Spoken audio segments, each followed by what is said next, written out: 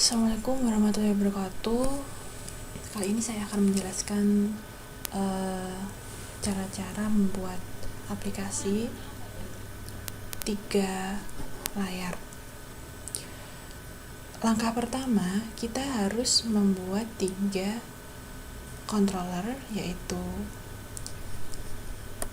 di controller ini kita klik kanan, dan ini nanti akan dijelaskan nanti kita akan membahas ini.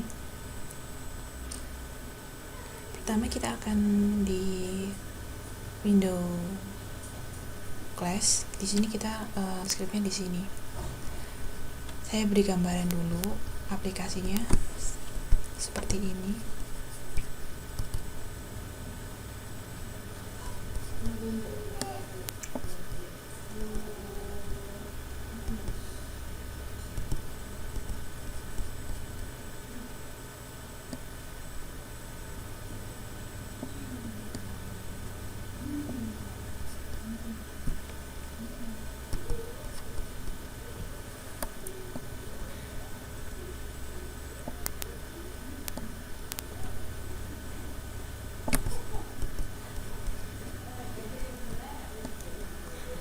Nah,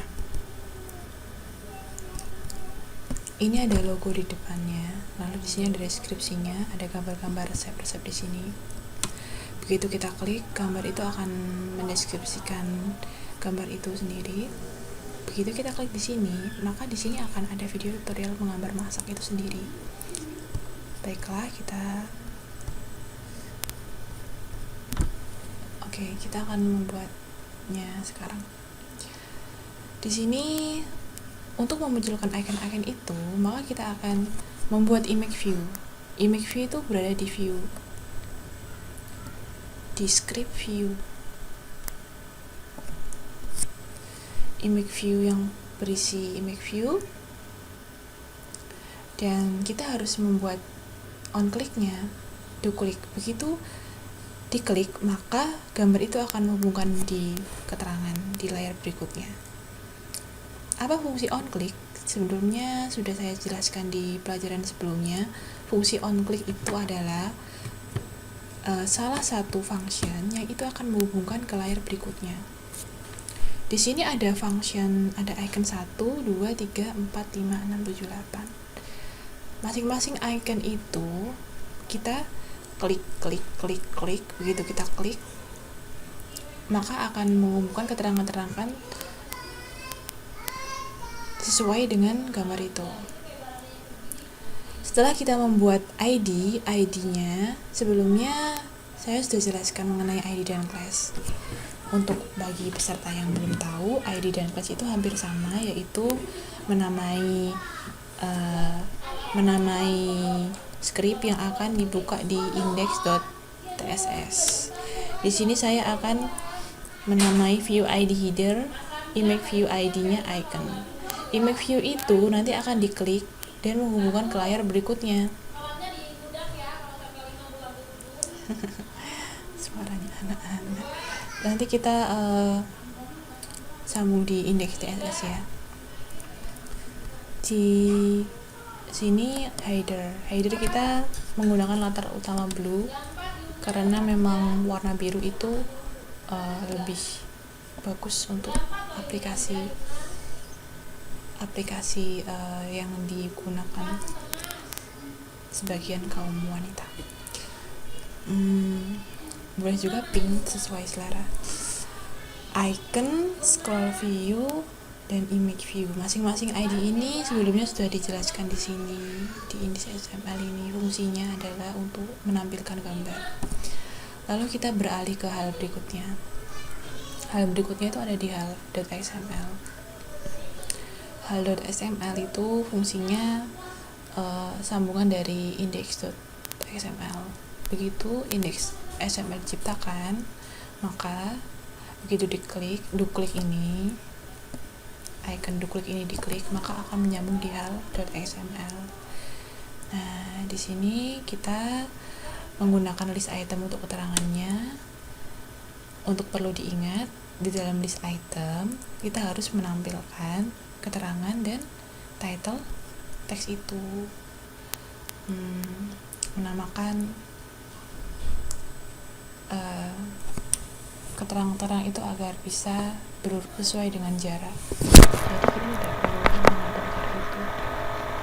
Lalu di templates itu untuk mengatur letak keterangan-keterangan itu sesuai dengan lembar. Oke, sekarang ini pada halaman kedua jangan lupa kita harus mendeskripsikannya sesuai ini, judul, desk, dan button. Kita deskripsikannya di sini, judulnya sudah dideskripsikan di sini ya.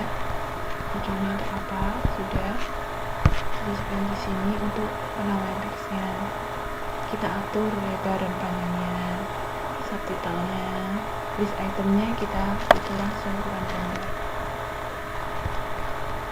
Kode radius ini kita gunakan untuk membuat gambar itu menjadi bentuk lingkaran.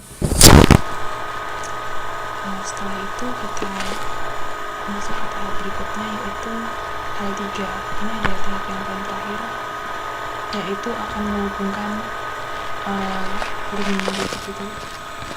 Kita menggunakan command web karena web adalah function yang menghubungkan ke situs internet.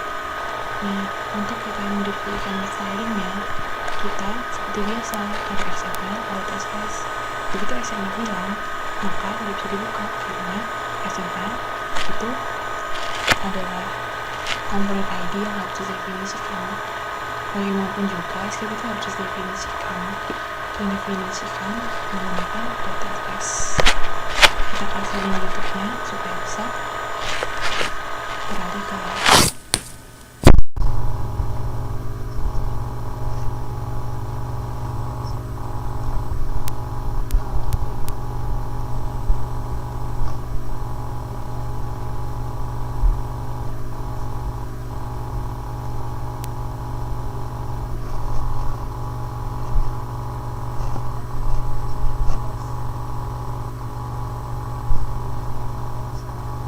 saya mengatur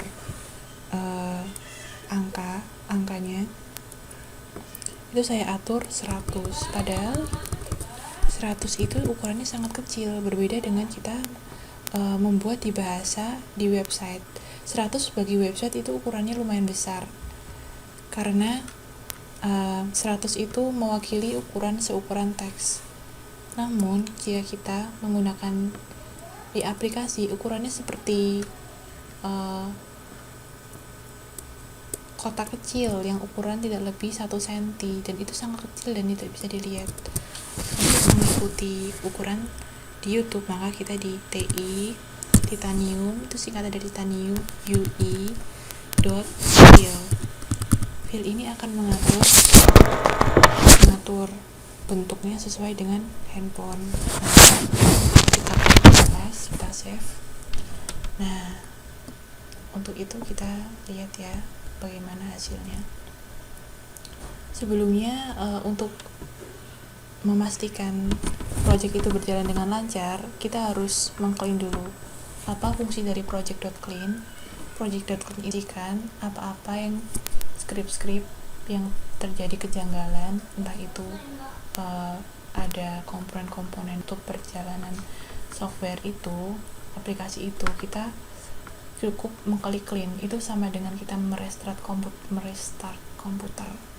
Sebenarnya hampir sama fungsinya untuk membersihkan. Oke, kita klik. Nah, di sini ada pilihan, dan jangan sampai kita lupa mengklik selain project yang kita kerjakan saat ini. Kenapa?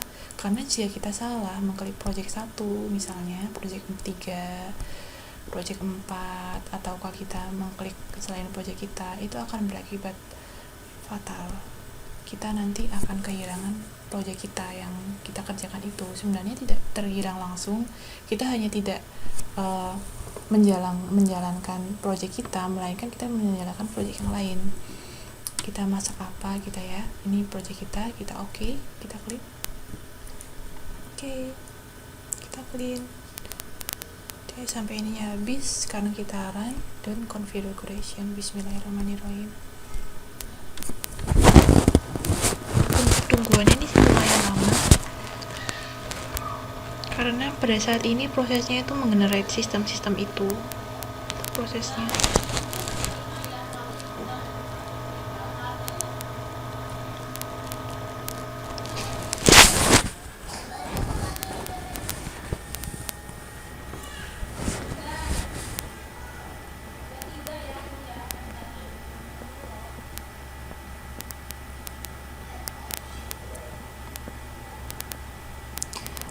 Ini aplikasi percobaan, jadi kedepannya kita akan membuat aplikasi itu lebih kompleks lagi. Ini akan dibahas satu persatu dan sesuai tahap demi tahap. Kita melakukannya pelan-pelan saja, karena kalau kita belajar programmer mobile, kita belajar programming developer untuk iOS, kita harus melalui step by step karena jika kita langsung kita tidak tahu fungsi-fungsinya. Maka dari itu saya buatkan video ini khusus untuk newbie supaya bisa tahu dasarnya skripnya itu seperti apa. Untuk kedepannya kita akan menggunakan yang lebih cantik lagi desainernya. Nanti akan kita bahas di video berikutnya. Oke. Nah, kita sudah jadi ikonnya, resep. Nah, ini gambar ini default ini saya desain sendiri lewat aplikasi sederhana yaitu Photoscape. Tahu kan Photoscape? Ya. Nah, ini agak nggak tersusun rapi karena di sini belum ada jarak-jaraknya kita styling lagi di width dan height. Pasti teman-teman tahu ini adalah pelajaran dasar width height yang sudah diterangkan di sebelumnya itu. Kita klik gambarnya. Oke. Nah, di sini ada 4 jenis. Nah, apa fungsi scroll view? Scroll view itu untuk ini udah muncul nih scroll view-nya nih. Ini dia fungsinya scroll view. Dia akan menarik gambar-gambar itu sesuai keinginan user, keinginan kita. Nah, bisa diklik, bisa digeser gini. Nanti kalau yang udah yang HP-nya iPhone, Android nanti bisa digeser.